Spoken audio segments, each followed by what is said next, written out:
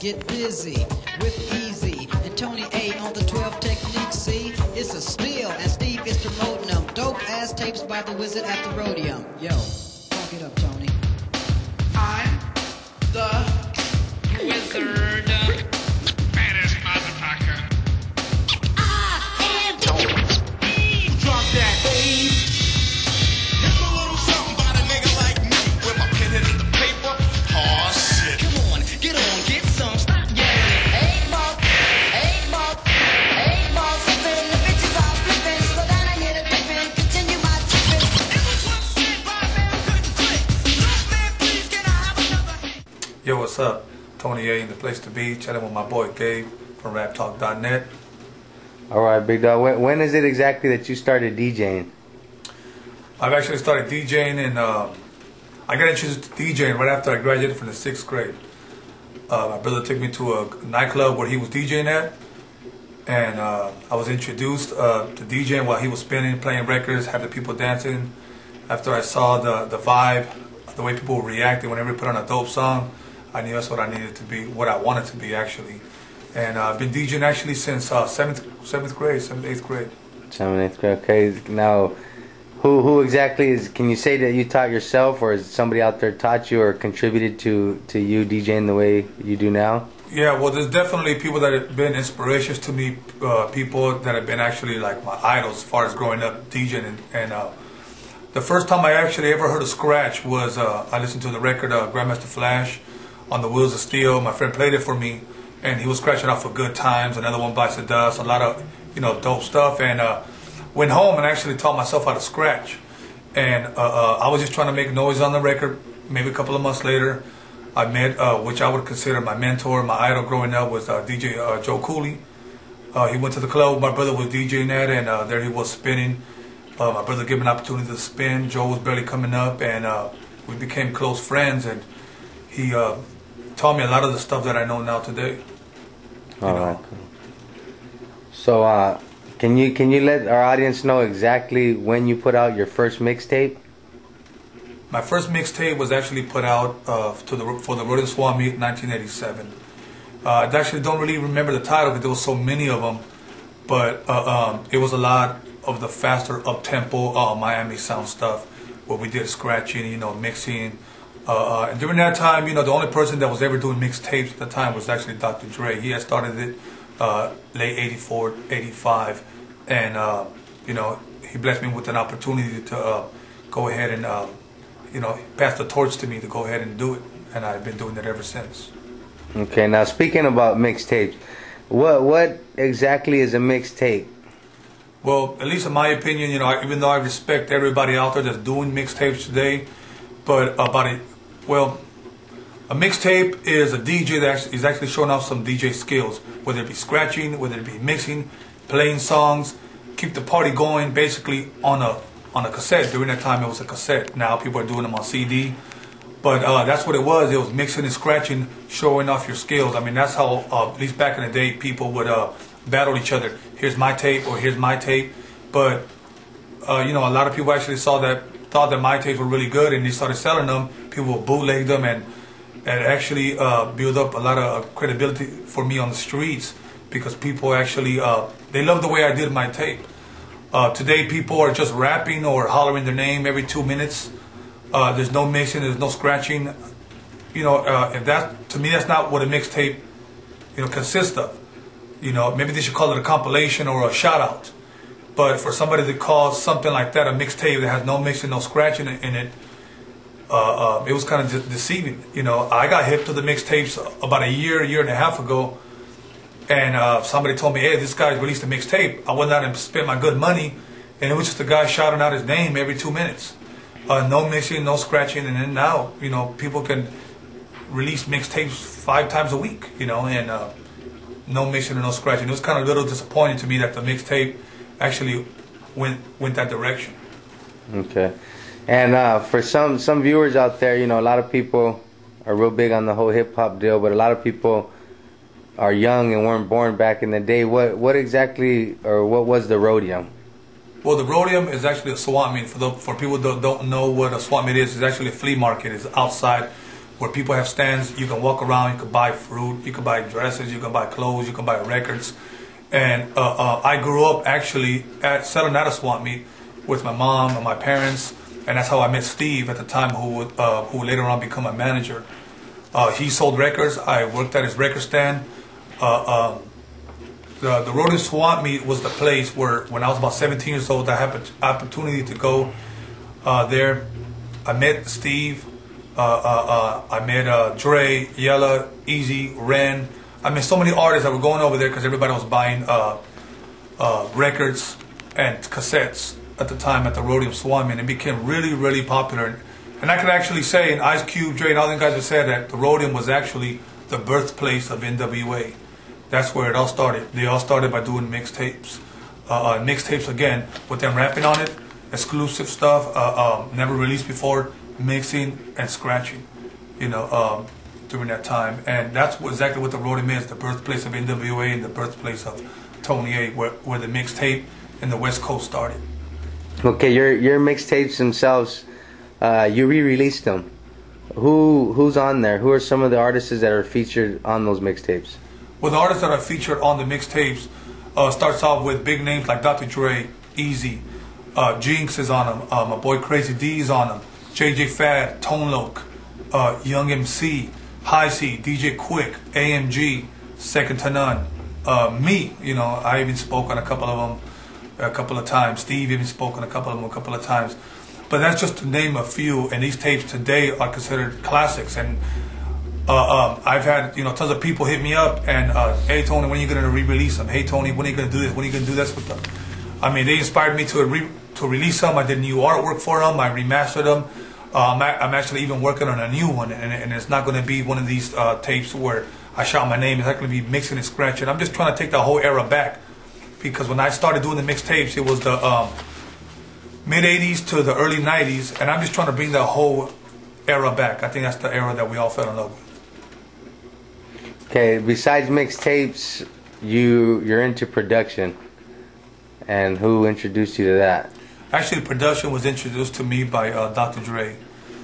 I had the opportunity to be in the studio at the Studio Audio Achievements out here in Torrance, where N.W.A. and all them guys, Michelle, the DLC, Above the Law, all of them guys recorded there, and me, High C, recorded on I'm Not Your Puppet album there.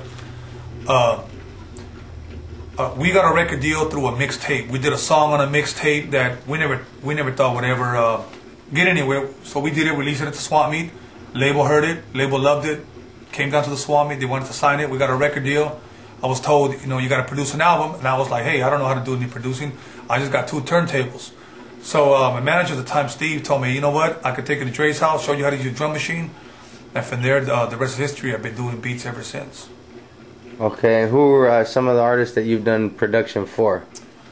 Well, I work with Tina Maria, I work with Mellow Man Ace, I work with B Real, Sendog, Eric Bobo, High C, AMG, Second to None, Frost, Nino Brown, Slow Pain, Little Rob.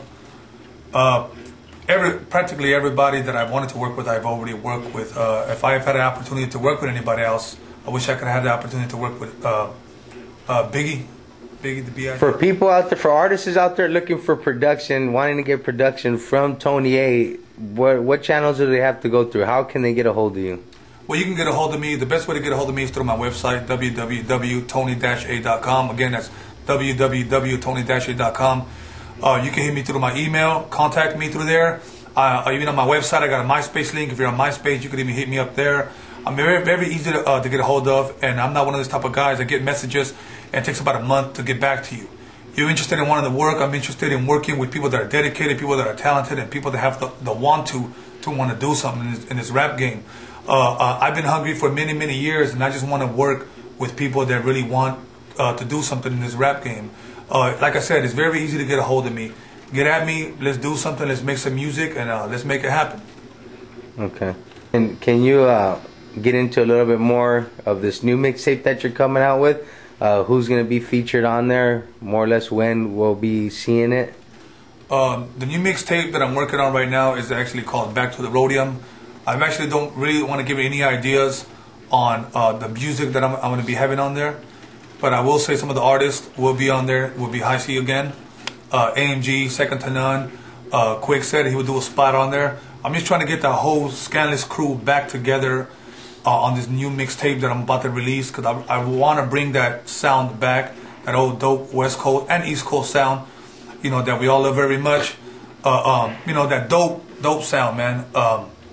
But those are some of the artists. I'm actually got 2 other artists that are going to be surprise guests on there that were never on the mixtapes back in the day, but that wanted to be on it. One of them is a Latino. He's going to be on there throwing down. I'm going to also have some exclusive stuff from some of the old school artists that have never ever came out before. Like I got a song by the D.O.C. that was never released. I got stuff by Tupac that was never released that will actually be on this mixtape. That's something for you to be looking forward to. And again, I want to say that it's not going to be one of those mixtapes where I'm going to be shouting out my name, you know, every 2 minutes. So we're definitely going to be able to see some exclusiveness on this mixtape then, huh? So never before heard shit, huh? Most definitely. I can at least promise at least 5 to 6 never before heard exclusive songs. Maybe it was released stuff that was released about 89 to 94. That was never ever released. Yeah, you'll get that. That's huge, Tony. That's huge. How do you feel? I mean, a lot of buzz in the street right now. A lot of stuff going on. They look at Tony A. I mean, just from me being around and the response that I get, they look at you as a pioneer. You know, how do you feel? How do you feel about that? You know, to be honest with you, man, when people come up to me and people approach me like that, that's very, very flattering, to be honest with you, because when I was doing those mixtapes, you know, I get more love for my mixtapes than actually my production, because I guess that started back in the day, and that was more of an underground type of scene than it was, you know, mainstream. But I get a lot of love, a lot of respect, a lot of props, man. I madly appreciate all that shit, man, you know. But it's just flattering, man, you know what? And I just thank everybody out there who was a fan of the mixtape thing, people who give it up to me all the time, man. I just want to say, you know, thank you very much for supporting the mixtape thing. A lot of people come up to me and tell me, you know, you're the mixtape king. I've never claimed that, nor would I ever say that. A lot of people tell me, oh, you know what, you're the one that started it on the West Coast. You're the West Coast mixtape king. All these other mixtape guys are all phony. You know, that's all. You know, that's all dope. You know, but I would never call anybody phony or anybody else whack that's out there trying to do it. You know, if you want to give me that those props and that respect, you know what, I madly appreciate it, and that's all good, man. You know, all I can say is thank you. You know. You got another project going on, which is your compilation. Can you speak on that? Yeah. I got a compilation coming out. It's gonna have. I can name at least some of my old school homie artists that are going to be on there. Again, my boy AMG, everybody knows him from Bitch Better Have My Money.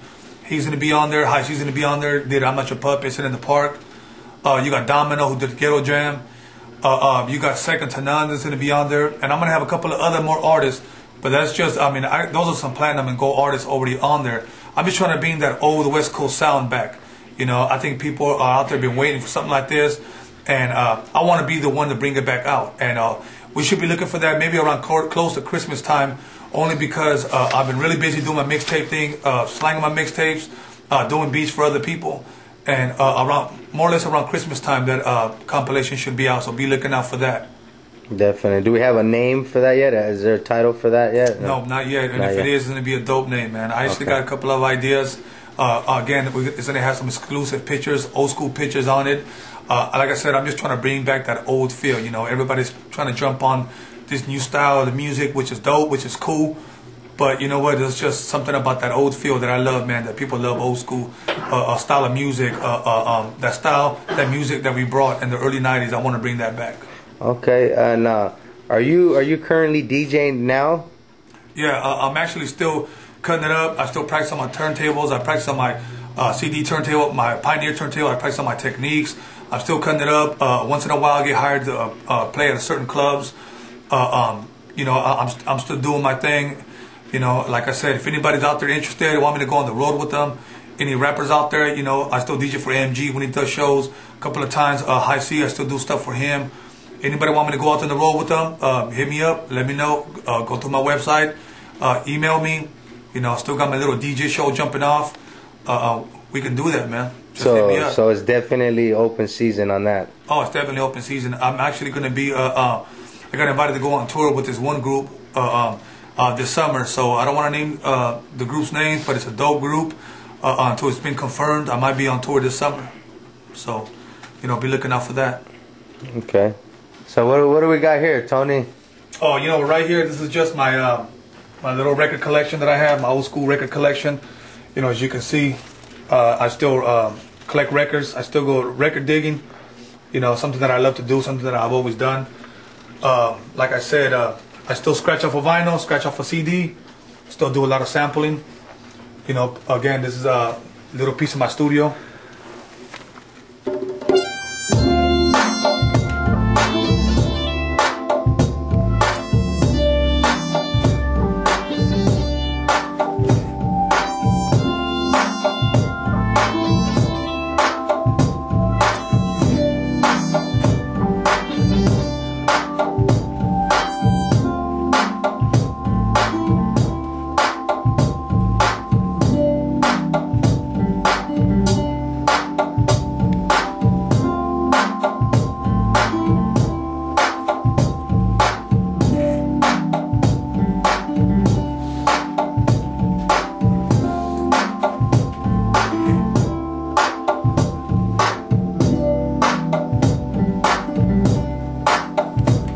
Y'all be looking out. N.W.A, the place to be. Be looking out for the new compilation. Be looking out for the new mixtapes coming soon. Need any tracks? Hit me up.